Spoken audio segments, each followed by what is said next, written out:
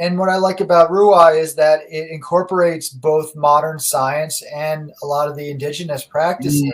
Yeah. So folks in Nigeria, your average person in Nigeria is living closer to the land, maybe not by choice, but that's just how things are. So they are actually more tied into the patterns of nature, whereas most people in the developed world are really separated from it. So I think that closeness is something that is a potential strength. Now, as you said, a lot of this can be, say, when it comes to getting honey, doing what has always been done, which is just you kind of burn down the whole tree, which was fine for, thousands and thousands of years. That was okay. Like there was enough nature, but these days, there are more human beings, have more an impact. We got to change that. So here's one thing that we learned. We're not saying, oh, start everything fresh. They already know what you're doing. Just how about this little tweak? This is the little tweak that can be offered. I believe everyone has, and it's not just like a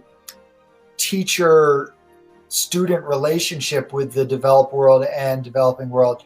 I believe everyone has something that they can teach others. So in this case, the Western world is saying, hey, here's one thing. Here is some sustainable aspects that, frankly, a lot of indigenous people did use, but maybe has been lost or whatever. But this is kind of a teaching in that direction. But people in Nigeria have a lot of things to teach people in the rest of the world. And I think a lot of that has to do with just understanding the patterns of nature. But when you're living in poverty, and some of the numbers I was able to pull up, so it's 4 out of 10 Nigerians living on less than $1 a day. So you don't have the luxury of doing things other than just what gets you your daily bread.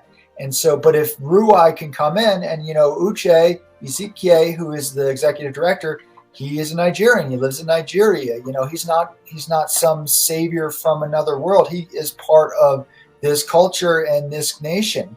And so he's seeing, oh, okay, here are some of the things I've learned from modern agriculture. Let's bring it back into these rural areas. And so it's that melding of the modern and the traditional. Yeah.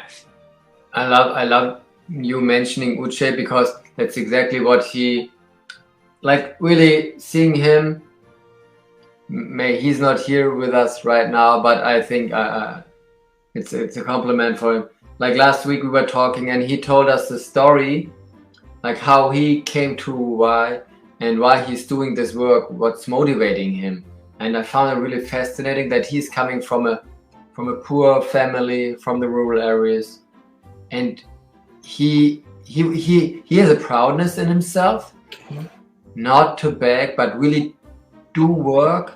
And now he's in a position where he's not just providing for himself, but also for others and for communities. And he's actually building communities.